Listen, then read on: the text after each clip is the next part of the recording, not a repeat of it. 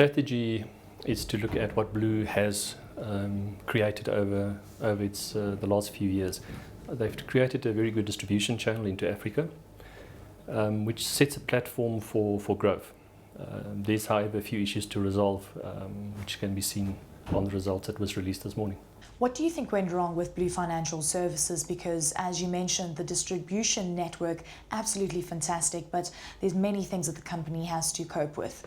Based on the rapid growth that Blue has had over the last few years, I think unfortunately a lot of costs were incurred which could have been controlled better, and due to that they have a rampant increase in their cost base, which I think is one of the primary reasons for why they find themselves in the position they are in at the moment.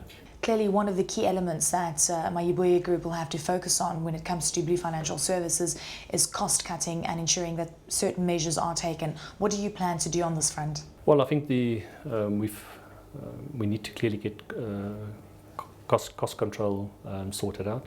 The cost needs to be on a more acceptable level, and then we need to ensure that future lending has more acceptable arrears than currently the position. Africa is not without its risks. There are many opportunities here, but many say do not head into the continent, and especially heading into territories that you do not understand. How do you respond to this? I think people saying don't do things that you don't understand is very wise.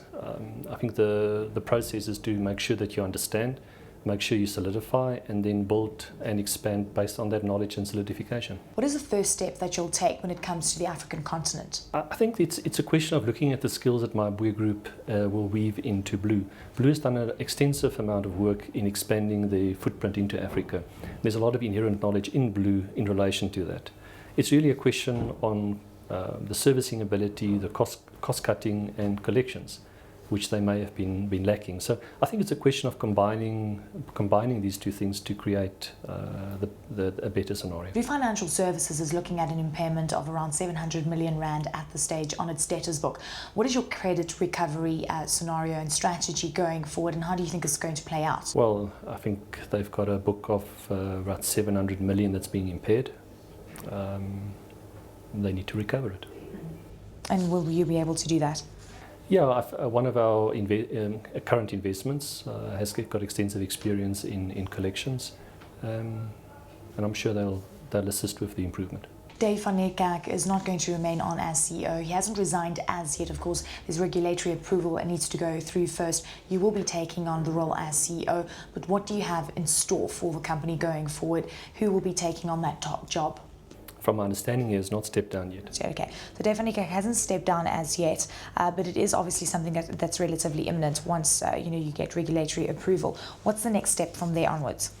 I think a person needs to look at Blue and see how it needs to be reconstituted. There would need to be changes made at board level. There would need to be changes made at executive management, and then clearly we need to try and preserve as many jobs in Blue, and as such have a fit-for-purpose structure. One of the big issues when it comes to cost cutting is, of course, the retrenchments scenario as well. How do you plan to cope with this? Are we going to be seeing jobs lost? Cost cutting is a holistic approach, and I don't think a person should just focus on people and their jobs. Clearly, the more a person tries to preserve positions, the more you need to look at cutting other costs. Will Blue Financial Services remain as a listed entity on the JSE? It is the strategy to keep Blue as a listed vehicle. In terms of the investor community, what do you have to say to the investors out there that are invested in Blue Financial Services and have been burnt? That what they invested in, the strategy and the vision, needs to be supported by cost-cutting, compliance, and once you have those under control, it's a very good company. In terms of the South African scenario that is playing out right now, we know consumers are under significant pressure, demand for credit not looking relatively robust. How do you see things changing in South Africa going forward? Do you think that things will stabilise? Credit, I think affordability is an issue in South Africa at this point in time. Even though the interest rates have been decreased, there's still a lag effect on consumers and the affordability. So even though the appetite for credit may very well be there, the affordability levels will still take a period of time before it works itself out in the system and there'll be a bigger base to lend to in South Africa. What do you make of the likes of Capitec, a company that has gotten it right in terms of the micro-lending perspective and also going for that lower end market? I think Capitec is an excellent organisation that is very well run.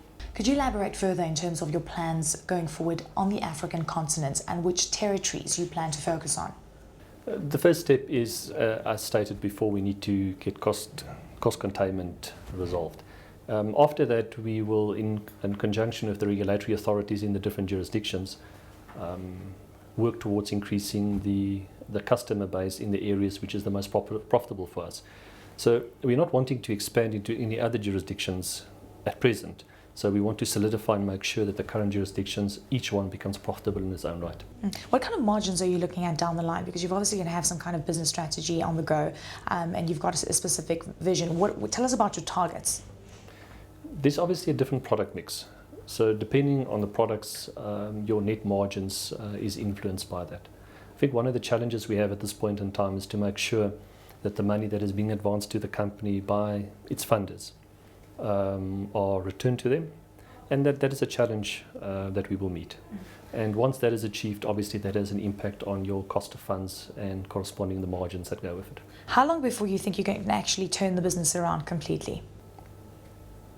That's a very difficult question to answer, but I think that by the end of the current financial year, so 20th of February 2011, there should be a change.